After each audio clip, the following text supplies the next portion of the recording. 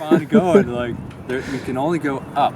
From here. Only go up from here. So that's what we're gonna do, and hopefully all of you guys can hang around for both of our channels.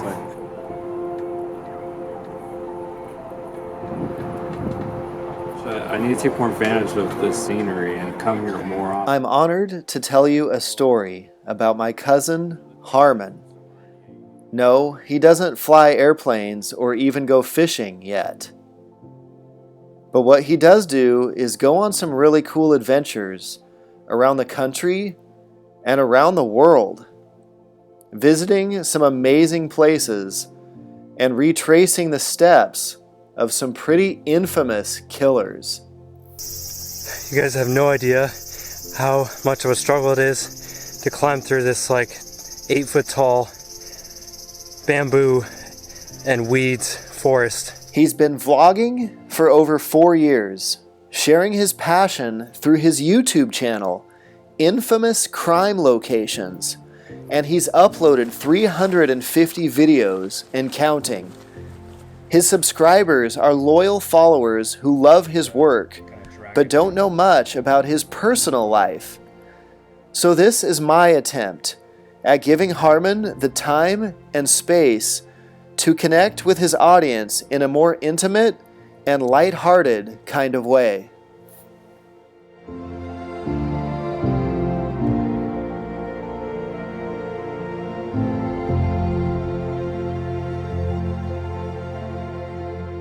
Good morning, Mr. Hey. Good morning, Harmin. What's up? What's up? This is pretty exciting, man. This is like our first like initial like full-on like film vlog type thing going. That's right. Yeah. What year did you move to Snohomish County? So we moved from San Jose when I was 10 years old. 31. 31. So, yep. So 21 years in Snohomish County, more or less. Yep. Fantastic. I mean, Without going to the game, it's gonna be just. how many beers and barbecues and hangouts happen on Sunday afternoons around the country Watching the game. watching the games in between September and January? And, you know, it's just going to be a very interesting football season, to say the least, without any fans in the stadiums. What are your thoughts on coffee? Are you Pacific Northwest? Yeah, I mean, you would expect someone like me in this area to just down coffee every day, but I've never ever been a fan. I've tried it like a dozen times, and I just can't get around the bitterness of the flavor. I would literally have to dump like a pound of coffee inside to even make it somewhat tolerable. A pound of sugar. A pound of sugar. Just to make get it, like, just to down it, and then it's not really coffee at that point. It's mostly the sugar. So. Do you like the smell of coffee? You know, I actually do. I like the smell. I just can't get around the taste. Hey, there you go, man. Well, it's kind of like beer. Like I kind of like the smell of it, but I just can't get around it's just that bitter kind of flavor. I just can't.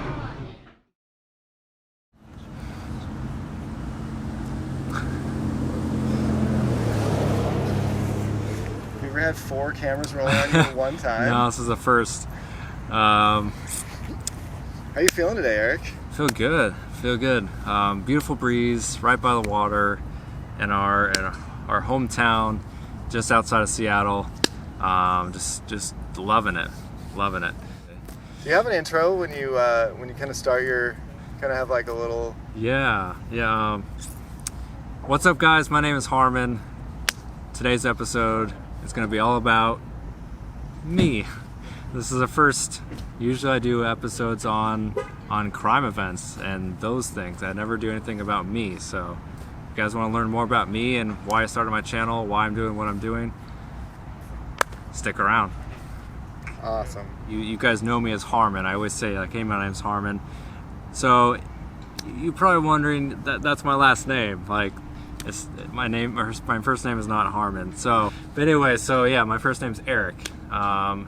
And the way all that kind of started was I have another good friend named Eric, and the way to distinguish both of us was to just call me by my last name. So just Harmin. That's just ever since high school. It's just always been Harmin.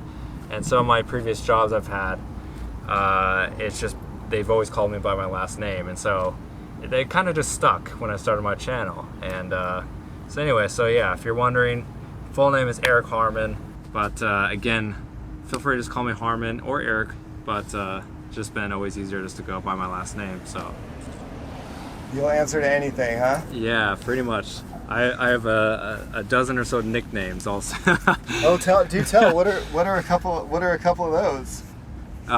So to go with Eric Harmin, eHarmony has always been kind of the main one throughout high school, because it's just perfect. I mean, you just add a Y to my last name and then it's like boom, eHarmony.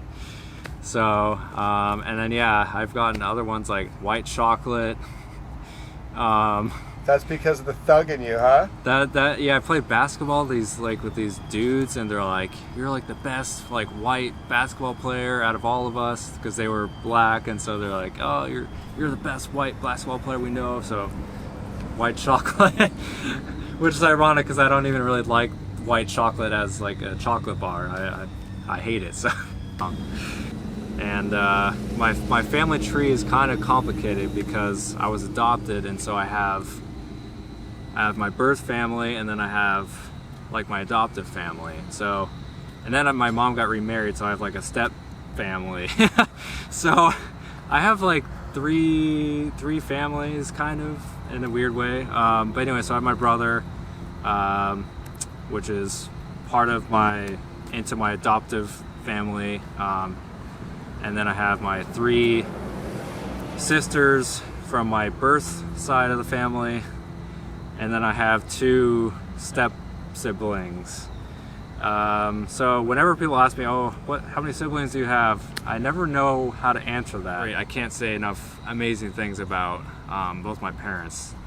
Just absolute amazing, nice gems of people.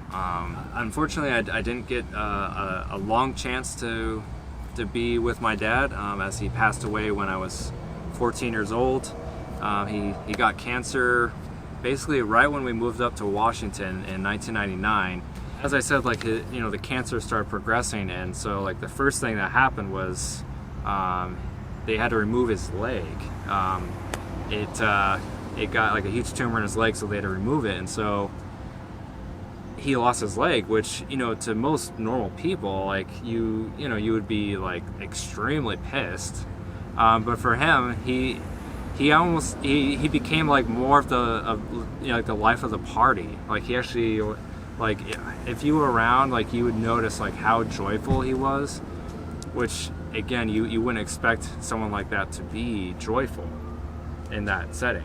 He loved to tell jokes, just hilarious, and he would still come out and play baseball with us, even though he was like hopping around on one foot. So, it just like the best memories are basically the ones where after he got cancer, we would go and spend tons of time with him when he was at the hospital, and we got really close watching our poor Mariners who can't seem to win worth anything. I believe that he was able to be so carefree and joyful throughout, what would normally be like one of the worst, parts of your life. I definitely attribute that to his faith in God, and I think he was able to be like a huge witness in the hospital.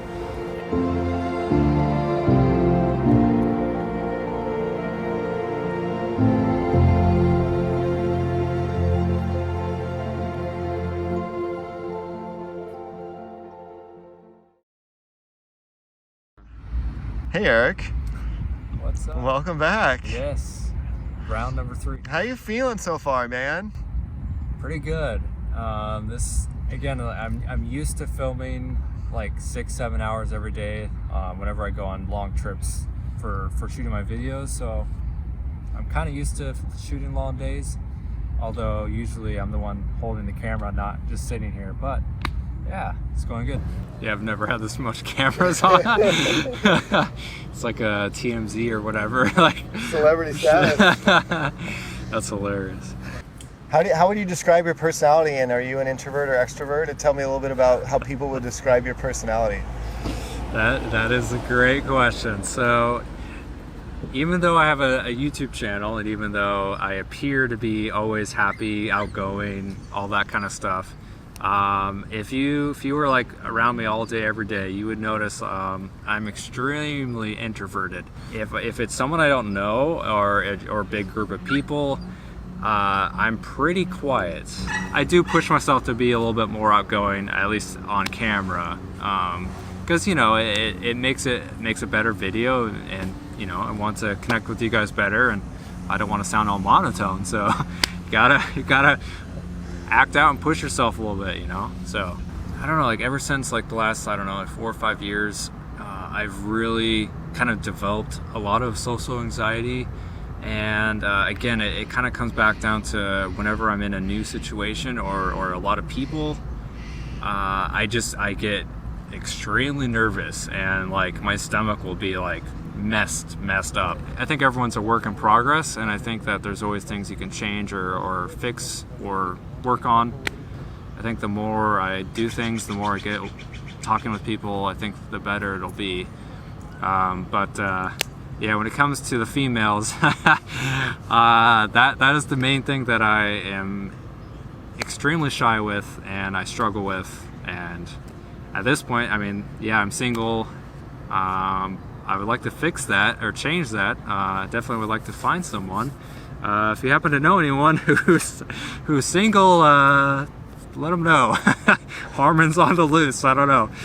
So. Hey, maybe that's what we'll call the video. Hey, Harmon's on the loose. Harmon's on the loose. So eventually, yeah, I would love to have a family. I would love to have kids someday. That is something I would like to have.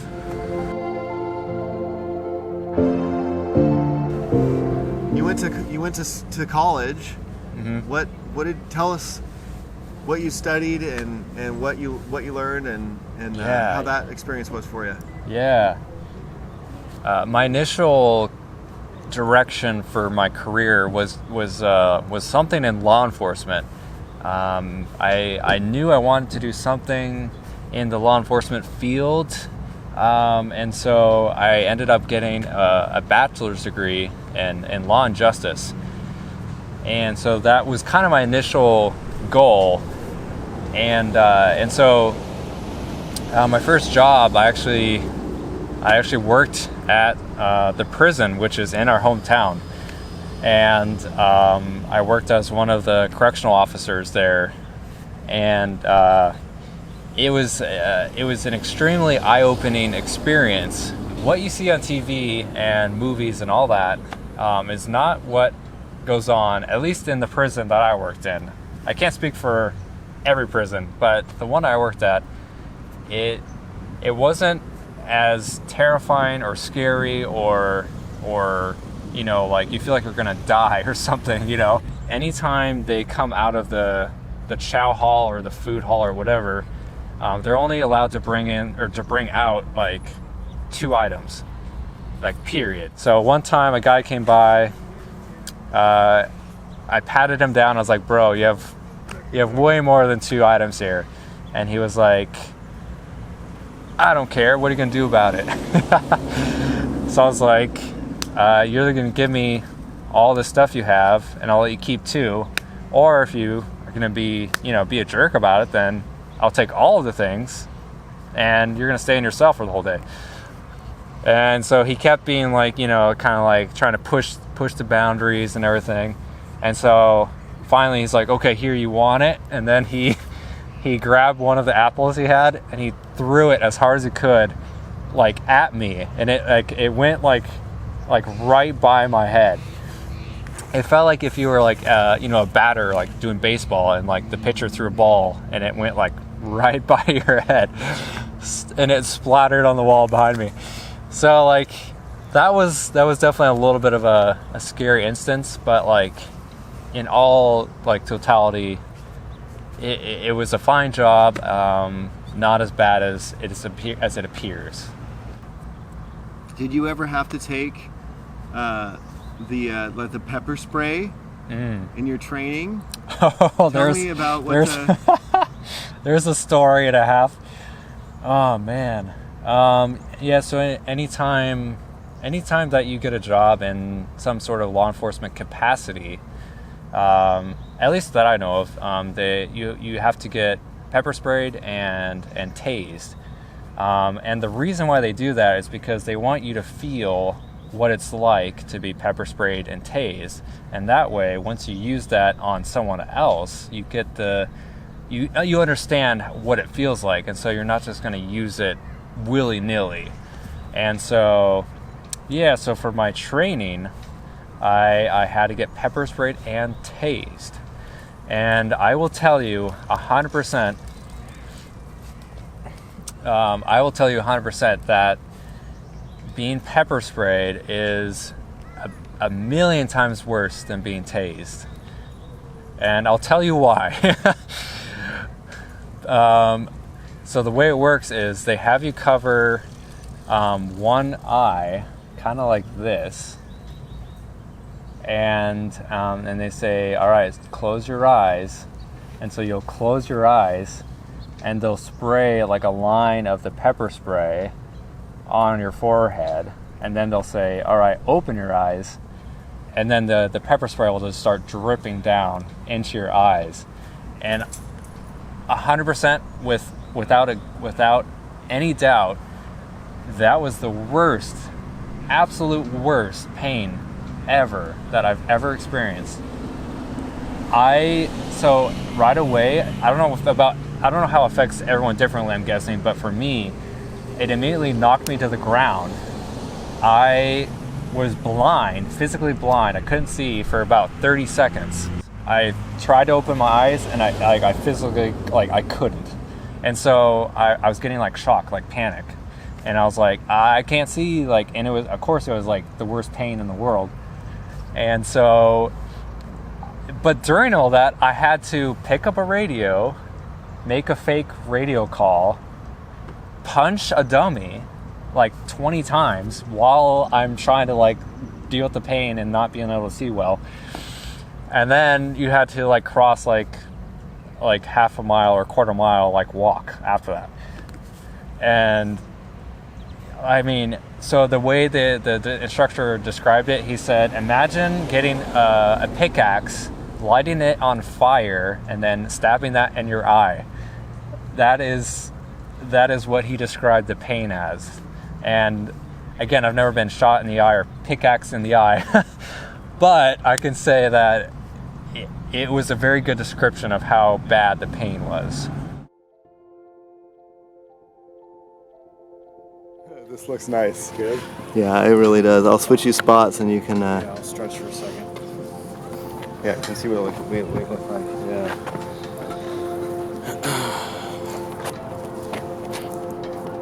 Oh, dude, that's great, man. It feels like you're just it feels like an interview, movie situation. The tree is really nice, right? Yeah, stuff. Dude. Yeah, sweet. And the sun glare is just right. It's great, not, right? not bad. Yeah, it's yeah. Good. Cool. Well, let's see. We'll take a 5-minute break. Yeah. And we'll get right back into where you were.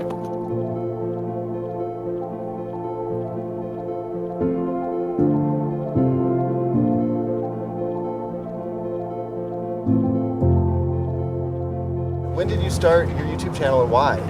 Yeah. So, 2016, I started my YouTube channel. I just I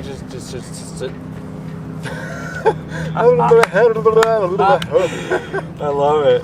Blooper reel. I was like, I should try taking some videos of what I'm seeing in Norway, because I went and did reindeer feeding, actual reindeers. I did some dog sledding, saw the Northern Lights and all that, and so I was like, I should do some videos of these things, just to document it. And it was kind of in the middle of filming those things. I was like, I should make a channel, a YouTube channel, and just start putting videos on there. So my original first few videos was of my trip to Scandinavia, and then it kind of evolved to my original passion, which was abandoned places. And what is it about abandoned buildings that kind of beckons you to go in, to investigate? Yeah. something about just seeing, going into a place where you just know that there used to be a ton of people in this place, and all of a sudden now there's nothing. And just seeing like the trees, the vines, the grass coming into the building, and just kind of seeing picturing what it used to look like, and then seeing what it is now. It's intriguing. I probably went to at least 20 countries in all Europe, Scandinavia, and Japan. I went to like South Korea for like 1 day, which isn't much, but at least I went there. What prompted you to buy a motorhome and travel the U.S.? And I got this random idea that popped in my head, and I was like, wouldn't it be fun to either buy or rent, a motorhome RV where I could travel around the United States, be able to just live in the RV, save money on hotels and all that, and be able to just go wherever I wanted to go, and go to as many states as possible. And I was like, that would be a fun idea. Before that, I had no clue about, let alone driving an RV, but like all the ins and outs on, like, you have to make sure that there's propane and like gas for like the furnace and the stove and the fridge, like all these different things, and then you have to empty the freaking sewer tank. And if you've never done that, well, let's just say it's a crappy situation. It took a couple weeks or almost a month to finally get used to it, but then once I was going. But yeah, I learned that like it's okay to be by yourself and to be independent for long chunks of time. I mean, sure, there was some times where I was lonely, but like I really kind of felt like I got to know myself in a different way, because I could just do whatever I needed to do film-wise, drive into wherever I needed to go to. So I came back to RV, someone broke in and they stole all my electronics, like my laptop, my hard drive, basically everything I had except my camera and my drone. So at least I had that saved, but they took my hard drive and my laptop, which had 30 to 40 videos that I didn't upload at that time. All that gone from the trip. So again, it was frustrating, and it sucked because like I spent 6 months or something prior to that filming all these things, and for it to be just gone, it was hard to deal with. But besides that, yeah, I had like 3 tires blow out. I drove up to Canada for a day, literally like 2 hours. 2 tires blew out, fixed those 2 tires, drove back down to the States, got back down, and then another tire blew out in like 3 or 4 hours of time frame. So it's like terrible vehicle mishaps, but at the end of the day, I got where I needed to go. Random people showed up and helped me get new tires for the RV, and so it's like, there's always people that are willing to help you and be there. And honestly, like, if it wasn't for them, I mean, who knows? I would be probably stranded in the middle of nowhere. what is the process of making content and building a YouTube channel taught you about yourself and others? So like before I started my channel, I had no experience in filming or editing or like putting a video together, like all that kind of stuff. I had no experience whatsoever. Hundreds and hundreds of different clips and audio and like pictures, and like on average it takes me like 4 to 6 hours to edit one video, and I'll have like an hour and a half of film that I shrink down to an average of 15 minutes. This is like 2 full-time jobs, like combined, like if you put it all together. And then if you don't know like how the money works on YouTube, like unless you're getting like 100,000 views every video, you're really not not making a whole lot. I mean, I don't really talk about it much, but like I'm only making like $80 a month overall on my channel every month, $80 a month. Which, yeah, that's something and it's cool, but like if you think about it, of all the money I've put in, like $8 grand or more probably, and all the flights and stuff that I've gone to.